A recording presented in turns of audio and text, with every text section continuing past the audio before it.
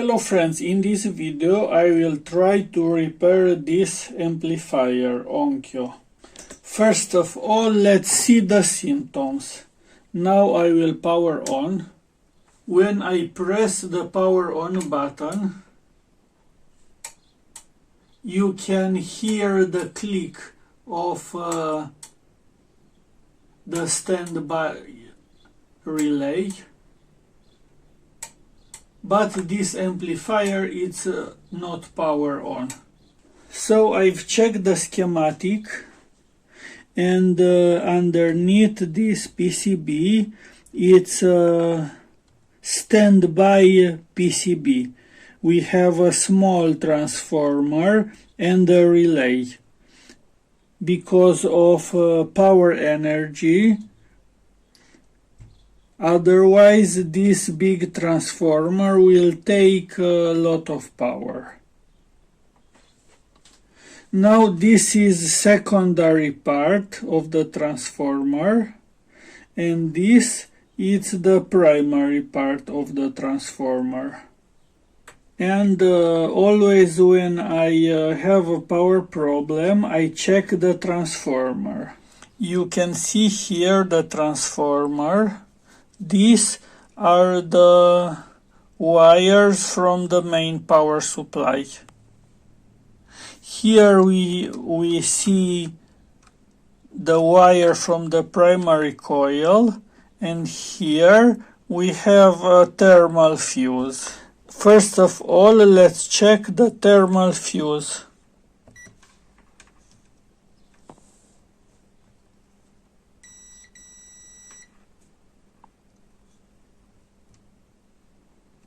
This thermal fuse should be a short circuit. This is the primary winding.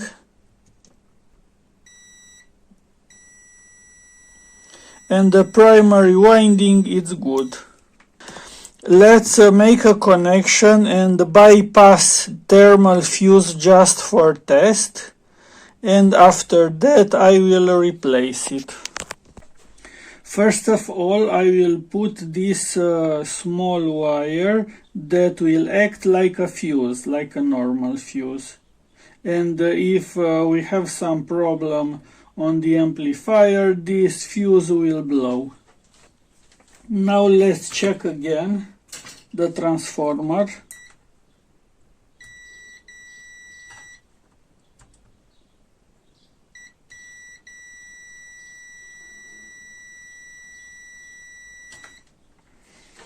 The transformer is good. Now let's power on and see if we are lucky. It seems amplifier turn on. You can see the display. Let's turn off. And now let's turn on. It seems that I am lucky. Let's connect this speaker. Volume is working.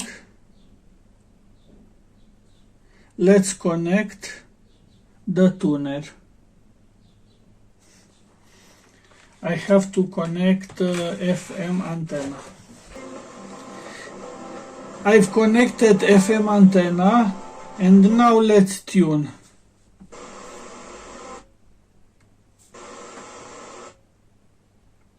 Cu brio de sesiunea din vară vor putea achiziționa abonamentele la aceste două festivaluri la un preț special, 610-40 de lei cu taxe incluse până pe data de 30. It seems it's working. Și 754 de lei 50. It seems everything works well. Now I have to make a test on big speakers to hear the sound on big power output. But I can bet that everything is okay. And I was lucky. It seems it's not as simple as I thought, because during test, in this part of the heatsink was very warm. And I touched this double power resistor, and was very warm. Now I have to measure the voltage on this resistor. This is depending of the bias current. And if I am lucky, I have to adjust the current on this channel.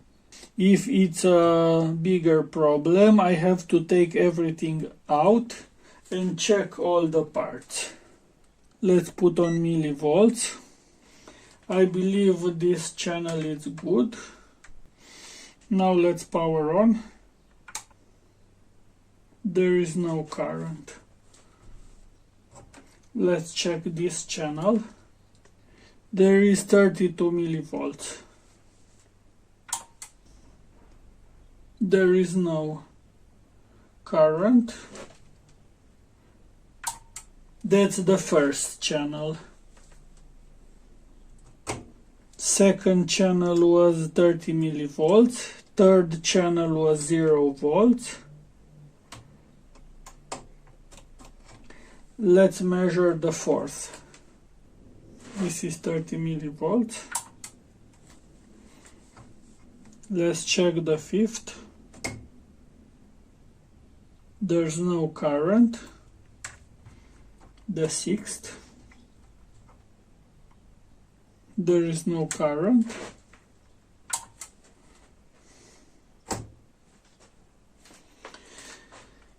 And the 7, there is no current.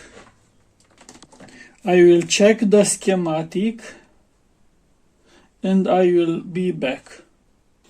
Now you can see the schematic of the power amplifier.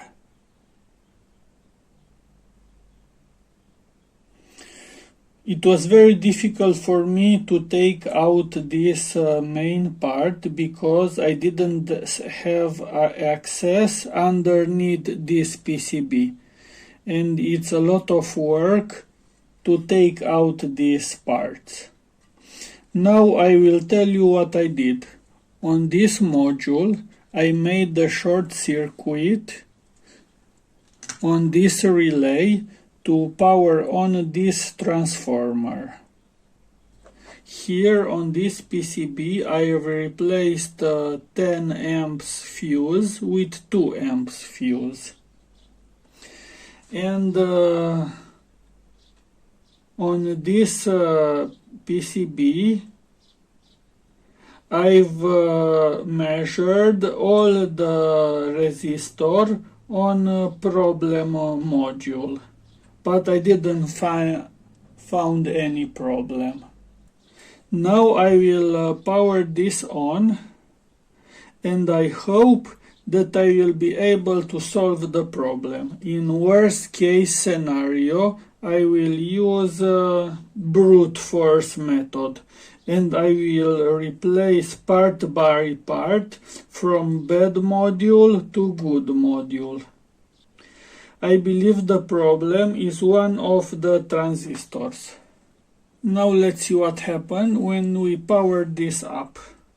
It might be possible not work well because it's missing the microcontroller part, and here I have 2 relays on this transformer, and this relay make contact between transformer and bridge rectifier for the main voltage amplifier.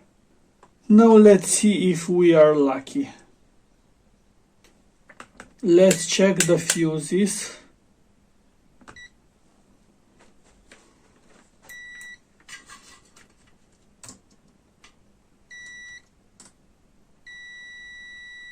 The fuses are good. Now let's power on again and check the voltage on this amplifier part.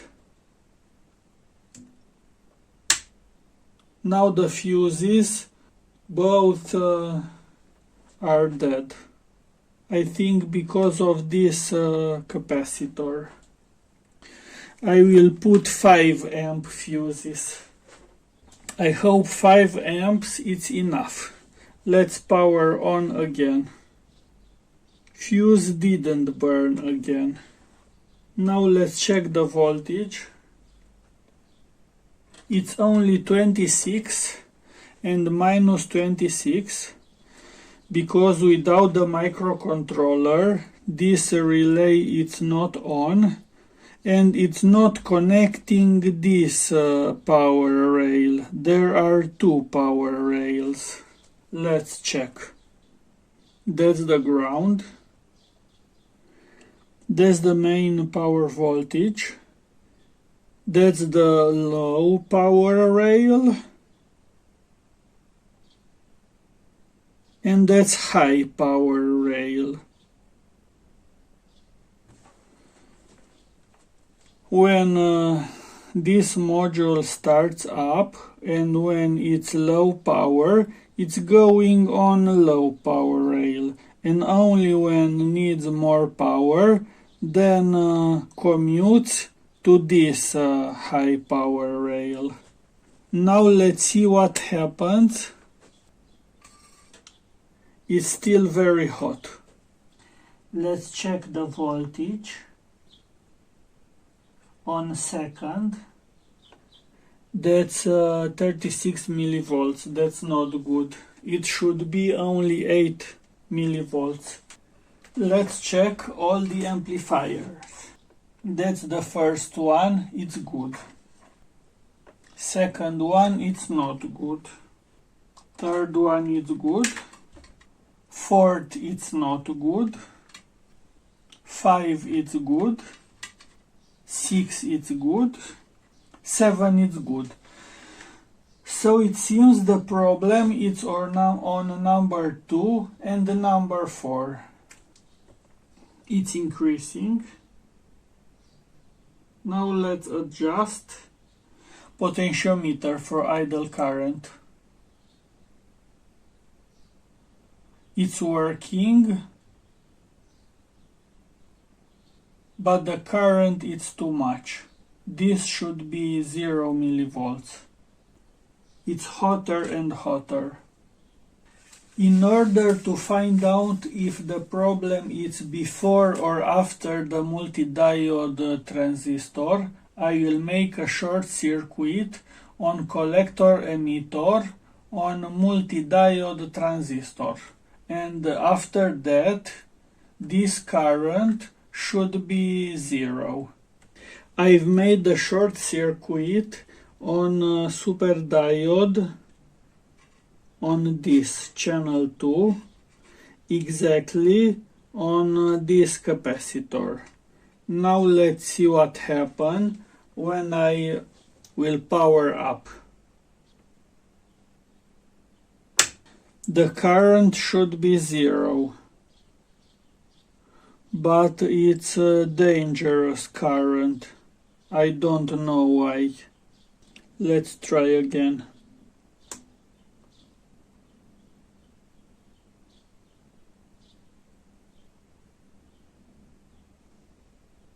Now the current is 0.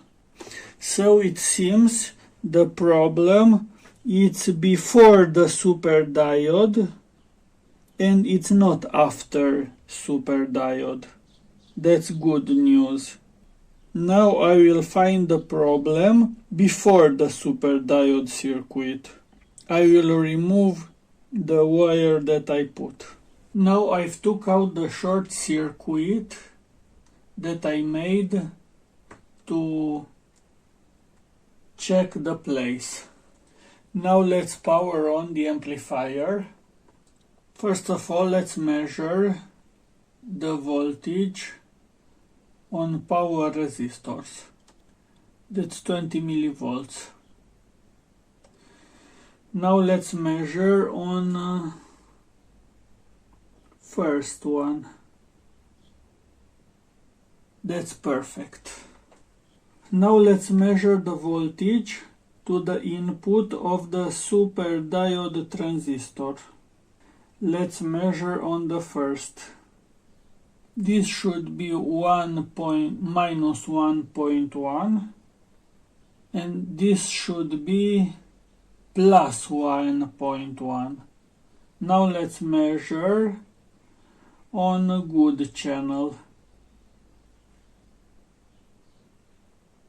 it's 1.1 minus 1.1. So it seems the problem is before super diode. Now let's measure on the fourth channel. Minus 0.8 and 1.1. So problem is before. Let's measure. Now I will check the schematic and I will be back.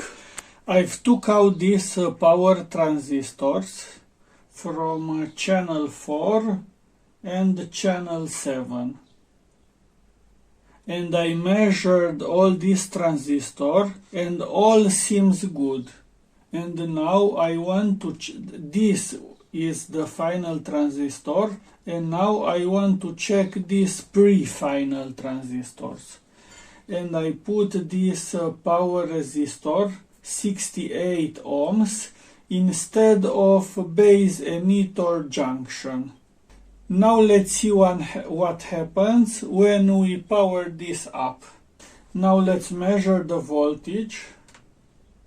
Now you can see the problem is not this final transistor, the problem is before. Now let's check on good channel. 0.5, 0.5, and this. So there is a problem before these final transistors. Now I will swap these pre-final transistors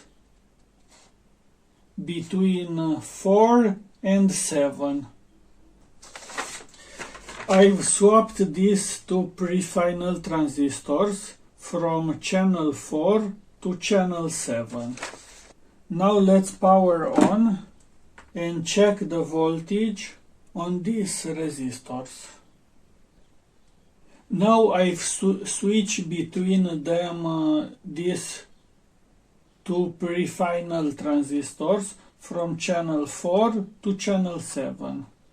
Now let's power on and see what happens now. It seems we didn't solve the problem, because we have here 1 volt and here 0.2, and these voltages are good. Now I will put back all the final transistors because all of they are good, and I will check the problem before. I think the problem is somewhere in this area, because this module seems good, but to be perfectly sure I will switch between these two transistors from channel 4 to channel 7. But I am sure this will not solve the problem. I am happy because I solved the problem, but took me more than 1 week. This was most difficult amplifier that I repaired in my life. I've repaired hundreds of amplifiers. Now let me show you how I did. First of all, I've burned a lot of power fuses, supply fuses, and that's why instead of fuses I put this power resistor. After that, I've replaced absolutely one piece from channel 4 to channel 7. Channel 7 was perfect, but problem was in channel 4 in channel 2. And I decided to repair first channel 4. So I've replaced all the transistors, power transistors, small transistors. I replaced all the capacitors and I measured all the resistors. and after I've replaced everything from this one to this one, still the problem was not solved. And I had a very large consumption of power, because here instead of 27 volts I had only plus minus 8 volts, and the rest was drop of voltage of these power resistors. I've took out this original power resistor, its small value,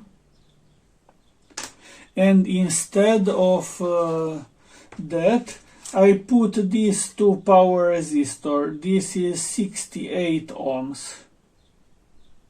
So I can see, because I didn't understand something. On channel 4 I had a very big drop of voltage on this power resistor from up, and on channel 2 I had a very big drop of voltage on resistor down. And I didn't understand where the current goes, because on this double resistor I had a drop of voltage between this and this pin, and not between this and this. But this has no logic, because current should go from this and this one. Current should be the same from this pin to this pin, because this is perfectly symmetric. And I didn't understand why. And I made here some measurements, and I've noticed that this is the output of channel 4. There is a short circuit between output of channel 4 and output of channel 2. It's here. Let me show you. This is a small, very small wire, and this was underneath this wire passings here, and this made short circuit between output of number 4 channel to output of number 2 channel, and practically was not any piece was broken. Problem was just this short circuit. And now I understand that current from this branch goes from this branch of channel 2. And there is no part damage on channel 4 and not on channel 2. And I've replaced all the parts for nothing, for no reason. Now let me show you. You know that before the repair, here I had, let me show you on the power transistors. Before repair, here I have 0.2 volts, and here I had 0.7 volts. But now you can see the voltage is the same. It's symmetrical. And on this resistor I had 39 millivolts, but before I had 200 millivolts here and 0 millivolts here. And this the same. Now it's symmetrical. I have it's a small current, few millivolts. Now I will put everything back, and I will put in the original case to make a test. Now I understand that because of this problem on big power. This was very warm, had a very big power consumption, and that's why thermic fuse of this transformer got blown. Now I put everything back. And it's a lot of work because you can see there are a lot of boards and a lot of connectors and a lot of screws. I hope that I've did everything right. Now let's power on for the first time and make the final adjustments. So there are two stages. In first stage you have to adjust idle current, and this should be 2.5 millivolts on first 3 channels, and other 4 channels voltage should be 1.5 millivolts. After that you let this to warm 5 minutes and measure again voltage. And first 3 should be 10 millivolts and other 4 8 millivolts. I have to check special 2 channel and 4 channel because I believe that other channels are good. Now let's power on for the first time. Let's put on millivolts, and now I've power on.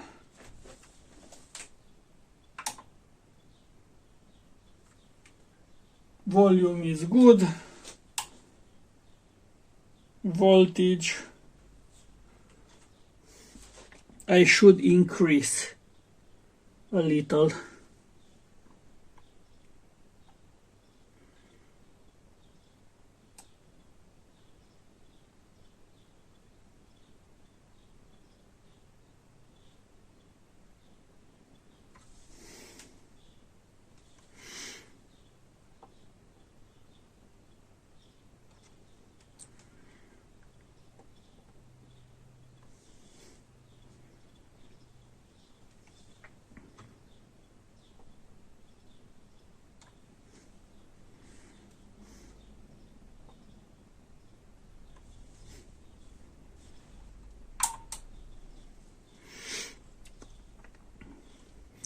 Now the 4th channel.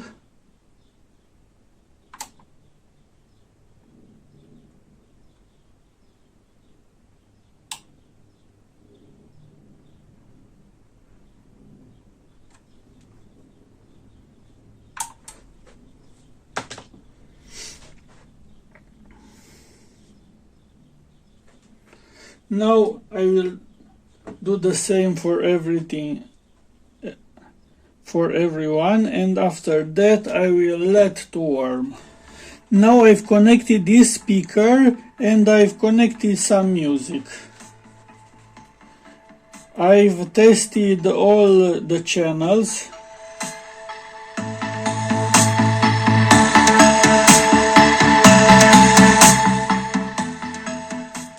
And all the channels sound good. The sound quality is very, very good.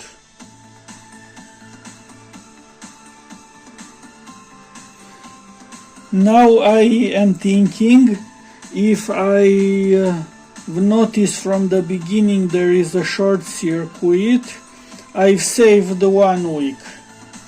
But in this 1 week I've learned a lot of things. And I hope that you also learn something in this video. If you have some questions, please put it in a comment. And if you made it so far, please give a big like and subscribe. Thanks for watching. Bye.